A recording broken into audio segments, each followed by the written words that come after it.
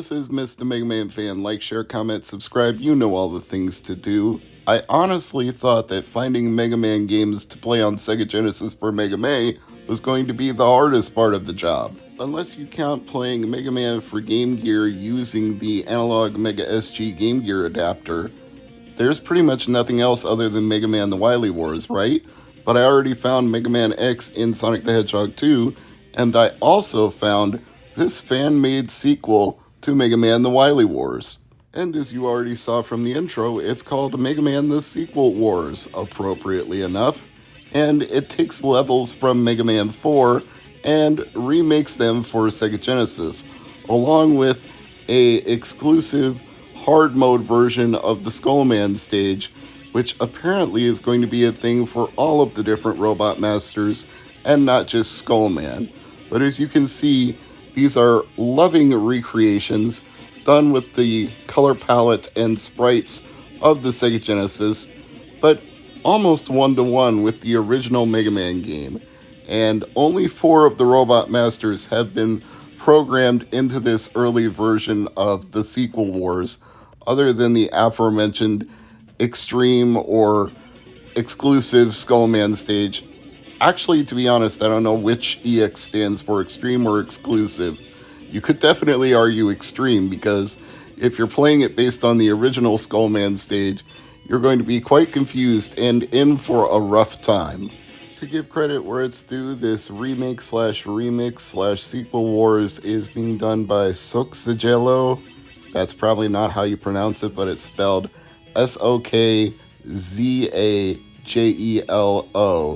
And I will put a link in the description of this video to their demo, as long as it's still available. If they take down the MediaFire link, I can't do anything about that. You'll just have to find it some other way. But while it's still active there, you'll be able to download it from the link in the description. Anyway, I'm belaboring the point here.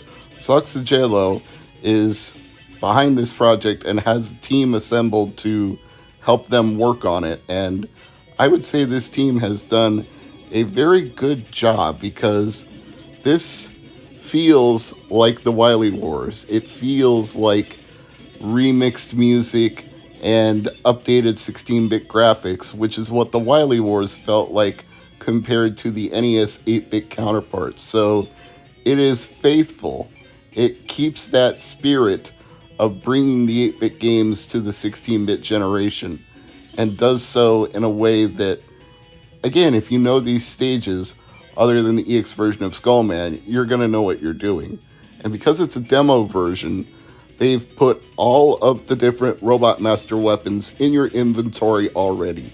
You don't have to beat all the different bosses, which you can't do anyway, since obviously they're not all here. So you can just use any of the different weapons like you've already collected them all, even though you haven't.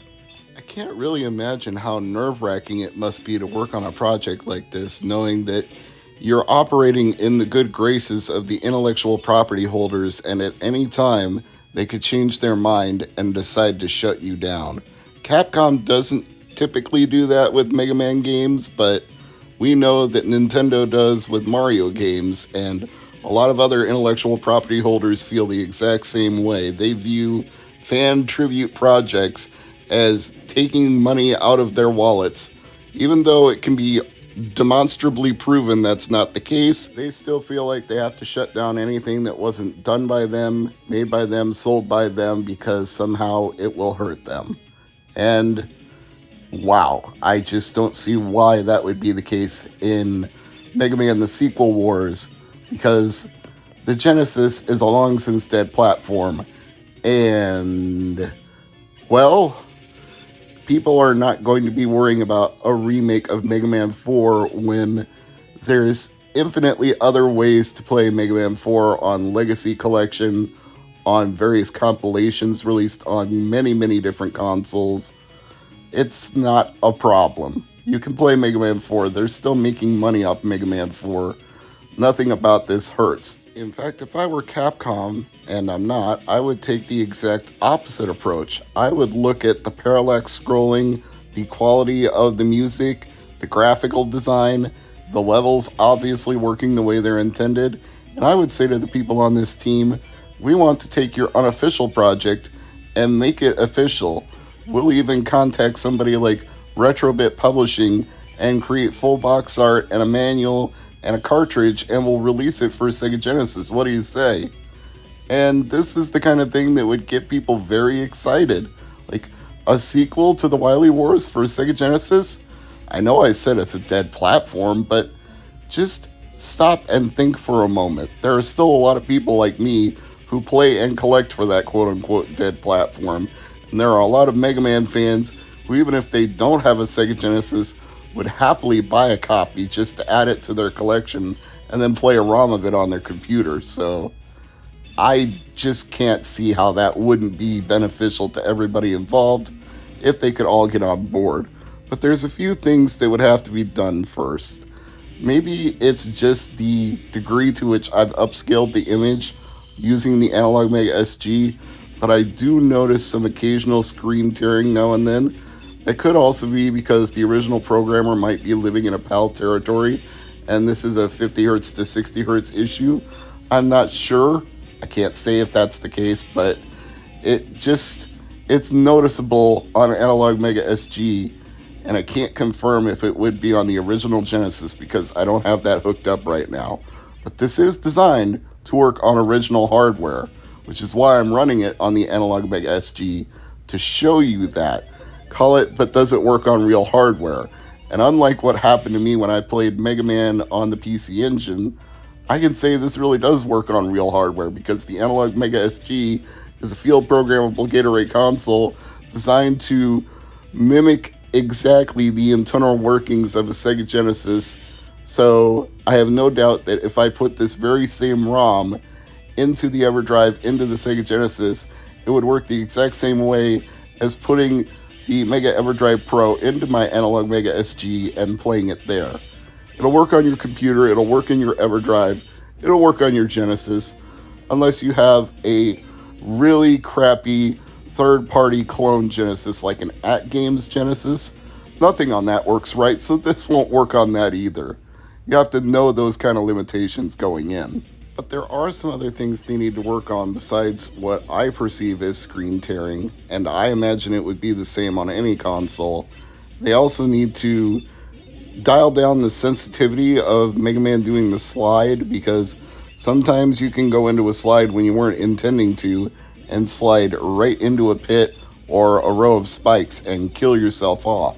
And I don't find I have that problem playing the real Mega Man 4 either on the original hardware or the Super Nintendo fan hack that put Mega Man 4 on SNES.